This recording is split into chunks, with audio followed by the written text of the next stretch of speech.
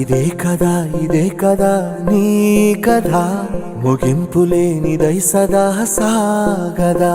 నీ కంటి రెప్పలంచున మనస్సు నిండి పొంగిన ఓ నీటి బిందువే కదా నువ్వెతుకుతున్న సంపద. ఒక్కొక్క జ్ఞాపకానికి 100 ఏళ్ల ఆయువుందిగా, ఇంకెన్ని ముందు వేచనో అవన్నీ వెతుకుతూ పదా.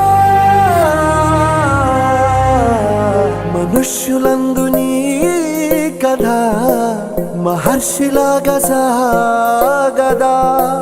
మనుష్యులందు నీ కథ మహర్షిలాగా సాగదా.